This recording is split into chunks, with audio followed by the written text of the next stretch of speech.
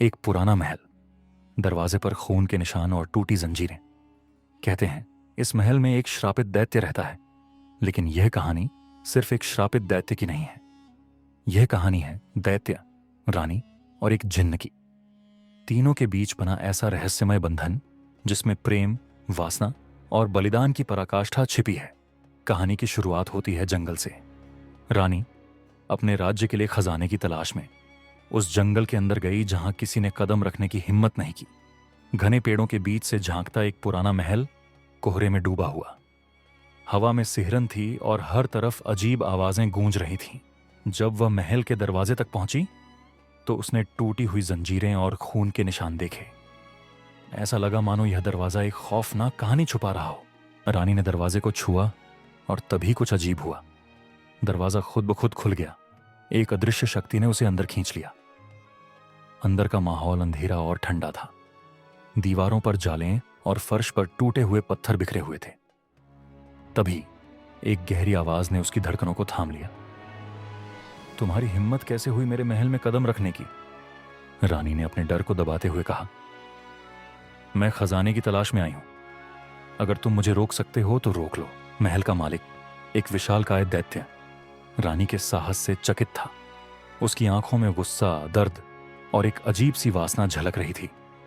दैत्य ने कहा, खजाना, तुमने मेरे श्रापित जीवन में कदम रख दिया है।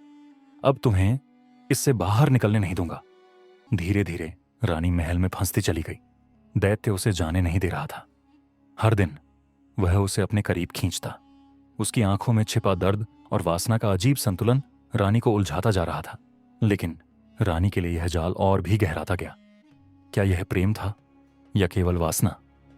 रानी इस सवाल में उलझ गई। दैत्य हर समय रानी के साथ प्रेम करना चाहता था, लेकिन रानी जैसे तैसे उससे छूट जाती थी। रानी ने कई बार महल से बाहर निकलने की कोशिश, लेकिन हर बार दैत्य उसे रोक लेता। एक रात जब रानी ने एक गुप्त द्वार के पीछे रास्ता ढूंढने की कोशिश की तो उसे एक और अजीब चीज दिखी। एक जिन्न की परछाई। जिन्न ने उससे कहा, तुम्हें इस महल से बाहर निकलने का रास्ता चाहिए। मैं तुम्हारी मदद कर सकता हूं, लेकिन तुम्हें मेरी एक शर्त माननी होगी। रानी ने पूछा, कौन सी शर्त? जिन्न ने धीरे से कहा, तुम्हें मेरे साथ वासना का अनुभव करना होगा, लेकिन यह केवल वासना नहीं है। यह तुम्हें ऐसी शक्ति देगा जिससे तुम अपने राज्य की भलाई कर सकोगी। अपने राज्य की भलाई के लिए उसने जिन्न की शर्त को स्वीकार कर लिया। जिन्न ने उसे अपनी रहस्यमयी शक्तियों से परिचित कराया। उनके बीच का रिश्ता केवल वासना तक सीमित नहीं रहा। जिन्न ने धीरे धीरे रानी के प्रति अपने प्रेम को भी जाहिर किया। उसने कहा, तुमने न केवल मेरी शक्तियों को छुआ, बल्कि मेरे दिल को भी छू लिया। धीरे धीरे रानी को पता चला कि वो जिन्न से गर्भवती हो गई। रानी जिन्न की मदद से महल से बाहर निकल गई, लेकिन दैत्य को जब यह पता चला तो उसका गुस्सा 7वें आसमान पर पहुंच गया।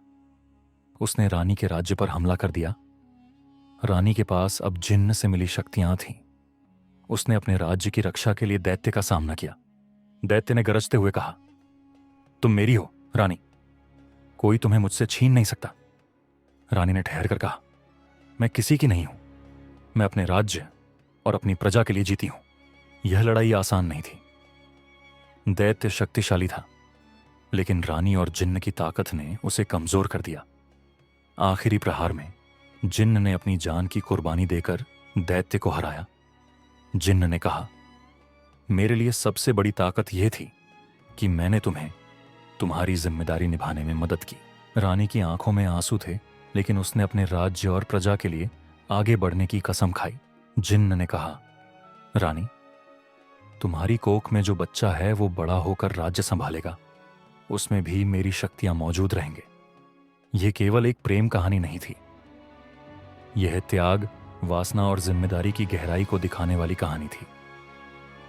क्या आप मानते हैं कि सच्चा प्रेम और त्याग हर जंग को जीत सकते हैं? अपनी राय हमें कमेंट में जरूर दें और ऐसी कहानियों के लिए हमारे चैनल को सब्सक्राइब करना ना भूलें।